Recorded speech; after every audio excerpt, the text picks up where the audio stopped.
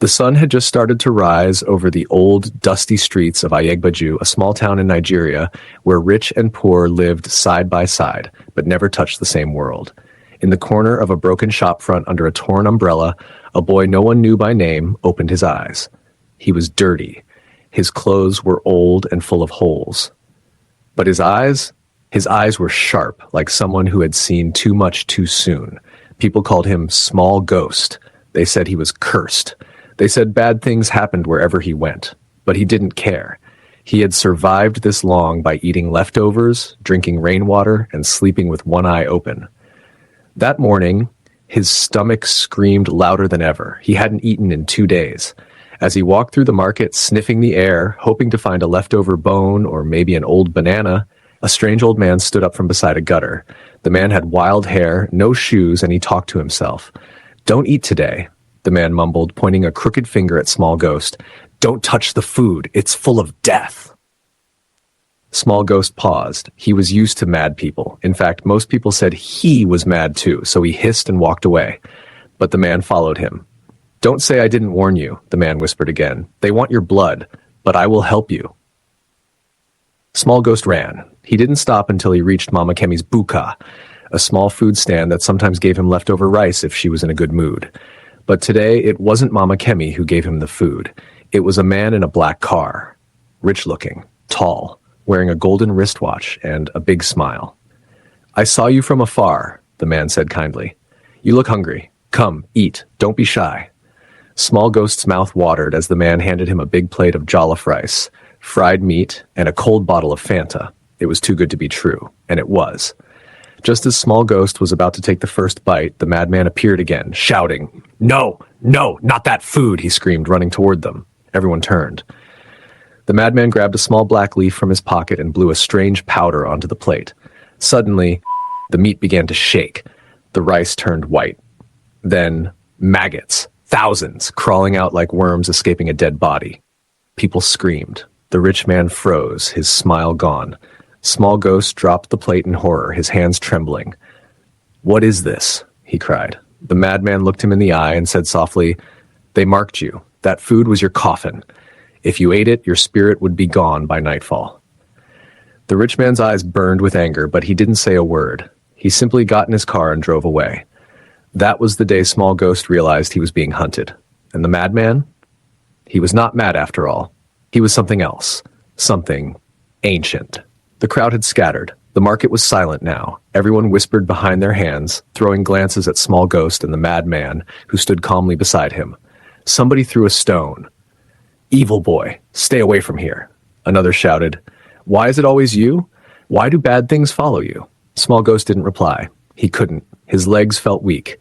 His lips were dry. All he could do was stare at the rotting food on the floor, the maggots crawling like they were alive and angry. "Let's go," the madman said, putting a rough hand on the boy's shoulder, "before he sends another one." "Who?" "That man?" Small Ghost asked, still shaking. The old man didn't answer. He just started walking, and Small Ghost followed, like a child walking after a shadow. They went deep into the part of the town no one liked to go, past broken houses, abandoned buses, and old trees that looked like they had secrets. The madman led him to a hut made of mud and zinc. Inside was dark, and the air smelled like herbs and smoke. "You're not safe out there anymore," the man said. "They've marked you." "Who are they?" Small Ghost asked. The man looked at him with tired eyes. "The Brotherhood of Seven Fingers." That name sent cold down Small Ghost's back. He had heard it before. Everyone in town had. It was a group of rich men, untouchable men. Men who drove big cars and wore long white robes. They built schools, gave scholarships, donated at churches. But behind their money was death. "They saw something in you," the old man said. "Something rare. Something powerful. Your blood, your spirit. They want to use it for a ritual that happens only once every 25 years. "But I'm nothing," Small Ghost whispered. "I have nothing." The man smiled. "Exactly. That's why they chose you. No name, no home, no one to ask questions when you disappear." Small Ghost looked away. His heart was heavy. His stomach was still empty. "Eat," the man said, placing a small wooden bowl in front of him. The food didn't look great, just boiled yam and something green, but the boy didn't care. He was too hungry. As he ate, the man chanted under his breath and rubbed ash on his forehead. "You will not sleep here," he said after the boy finished. "You must keep moving. They have eyes everywhere." "But who are you?" Small Ghost asked. "Why are you helping me?" The old man sat quietly, then reached into a sack and brought out an old photo. It was a picture of a young boy, barefoot, thin, smiling. "That was me. 40 years ago. I was just like you, chosen. But someone saved me. And I promised if I ever saw the mark on another child, I would do the same." Small Ghost stared at the photo, then at the man. He looked again, the same nose, the same eyes, the same pain. "Are they still coming?" the boy asked. The man nodded. "They won't stop until you are gone, but now you are not alone." That night, Small Ghost didn't sleep. He sat by the door of the hut, listening to the wind. Every sound made him jump. A dog barked in the distance, an owl hooted, and then he heard a whistle. It was soft, long, and full of something cold. The old man stood up immediately. "They found us. We have to leave." He grabbed a brown calabash, some leaves, and a stick covered in symbols. He handed the boy a small pouch. "Keep this on you. No matter what, it will hide your scent." They ran into the night, and just minutes later, fire swallowed the hut. The Brotherhood had come. But Small Ghost was already far away, running toward a secret only the old man knew. A village in the hills, a river that sings. And a woman they call Mama Omi, who could see the truth in dreams.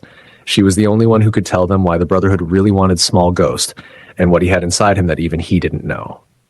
The journey to the hills was long. Small Ghost's legs were sore, his lips cracked from thirst. The road was narrow and filled with thorns. Sometimes they hid in bushes. Sometimes they climbed trees to avoid strange cars that passed at night. The madman, whose name Small Ghost had now learned, was Baba Oke, never stopped moving. Even when he was tired, he would hum old songs or speak words the boy didn't understand. Every now and then, Baba Oke would spit on the ground and whisper, "The wind has ears. The trees have eyes. We must not speak carelessly." After 2 days of walking, they reached the edge of a forest, and there, hidden behind giant rocks and palm trees, was a village that didn't exist on any map. It was quiet. Too quiet. "Is this Mama Omi's village?" Small Ghost whispered. Baba Oke nodded. "Yes, but we must go carefully. The river will judge you before she does." They walked down a narrow path. Soon, they came to a clear stream with blue water. It wasn't wide, but it shone like moonlight, and in the center of it stood a woman in white with gray hair and bare feet. She wasn't standing on the riverbank. She was standing on the water. "Don't move," Baba Oke said quickly. He dropped to his knees. Small Ghost followed, even though fear was choking his chest. The woman in white turned slowly and walked toward them, still on the water. Her eyes were silver, like she could see through walls, flesh, even bone. "You brought the boy," she said, her voice calm but heavy. "Yes, Mama," Baba Oke replied. She looked at Small Ghost and frowned. "Why didn't you die that day?" The boy didn't know what to say. "I saw you in the river," she continued. "Your spirit almost crossed over, but something pushed it back. Something powerful." She raised her hand and the river water lifted into the air like a snake, spinning around Small Ghost. "You carry something inside you," she said. "A light, a seed, and they want it." "Who are they?" Small Ghost asked, finally.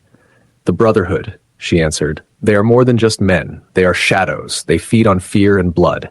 Every 25 years, they search for a child born under the blood moon, a child with the mark of 2 worlds.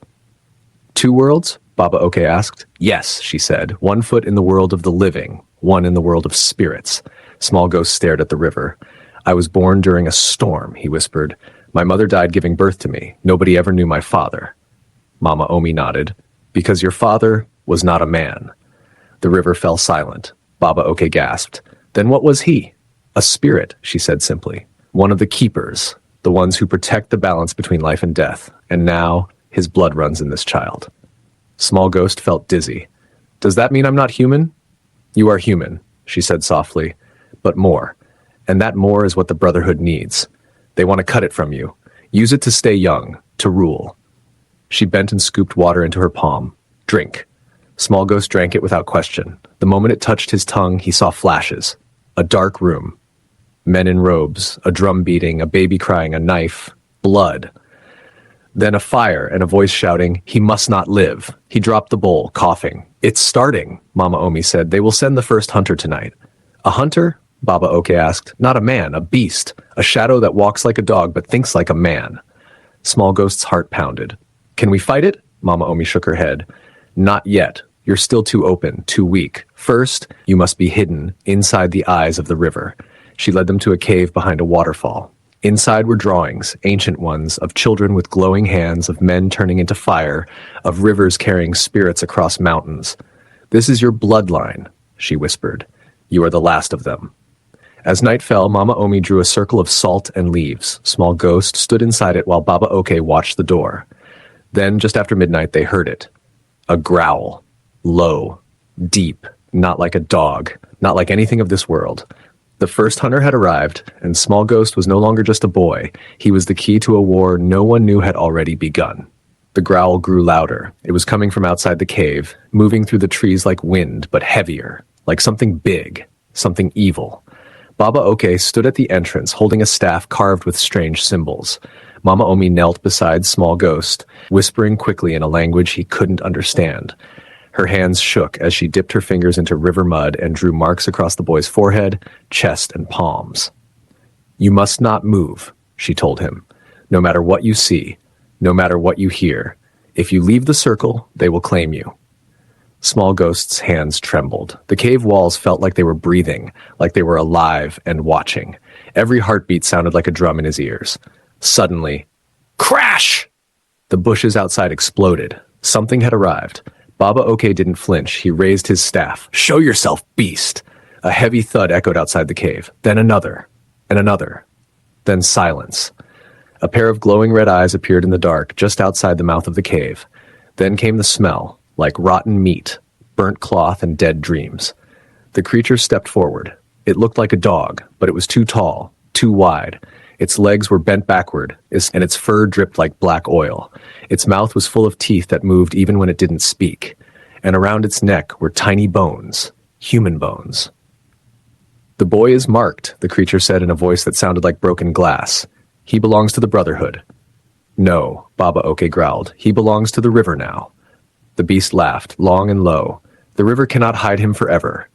It leapt. Baba Oke slammed his staff on the ground. A blast of white light exploded from the symbols on the floor. The beast hit an invisible wall and howled in pain. Mama Omi didn't stop chanting. Small Ghost wanted to run. His legs were screaming to move. But he remembered her words, "Do not leave the circle." The beast tried again. This time it roared and scratched at the cave, sending rocks tumbling down. Its claws dragged across the ground, inches from the boy's foot. Baba Oki's hands were shaking. I can't hold it long. The charm is breaking. Mama Omi shouted. He must face it himself. That is the only way. Small Ghost's eyes widened. Me? But I'm just a boy. No, she said. You are the son of a keeper. Call the fire. What fire? He cried. Close your eyes and feel it. It's inside you. Small Ghost shut his eyes. He tried to push the fear away. He tried to listen to the wind, to the river, to the pulse in his chest. Then he felt it. Warmth. Deep inside his belly. If it wasn't fire like from a matchstick, it was light, bright and old and strong.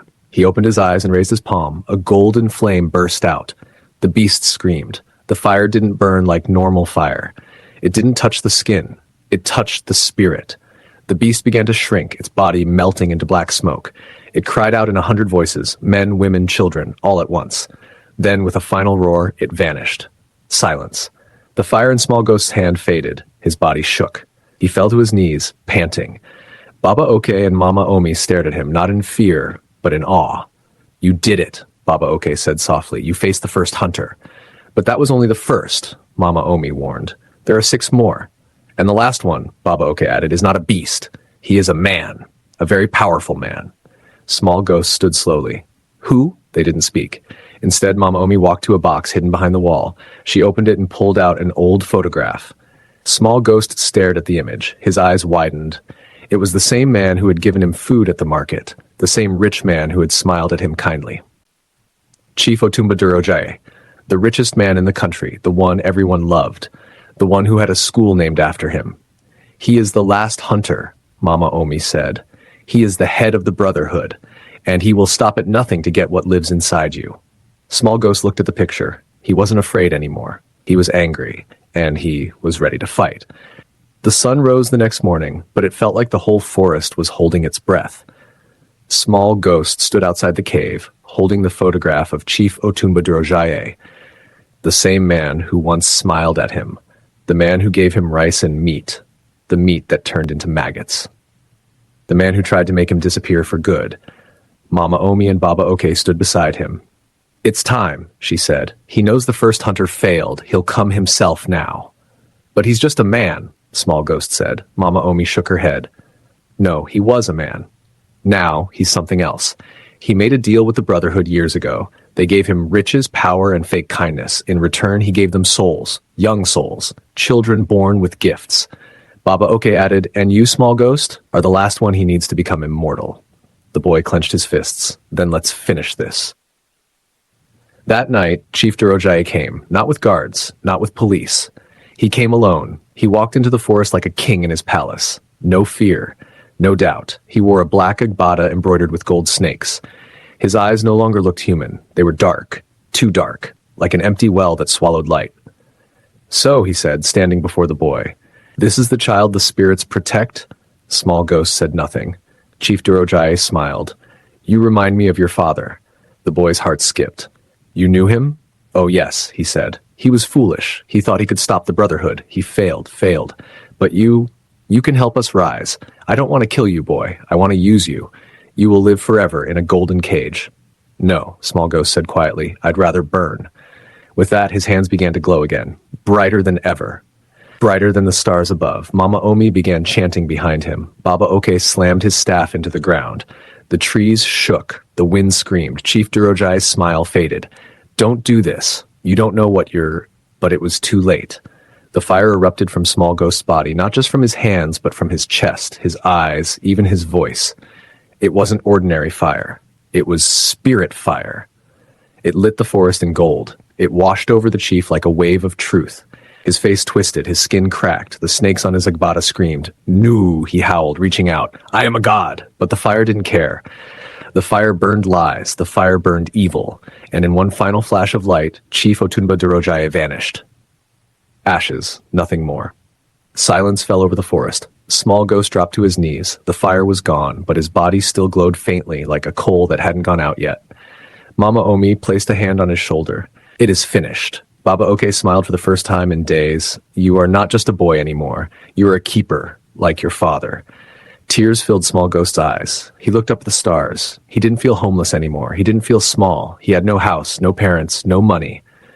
But now he had something greater. A purpose. And the world would hear his story. The boy who was meant to be used became the flame that burned an empire of darkness.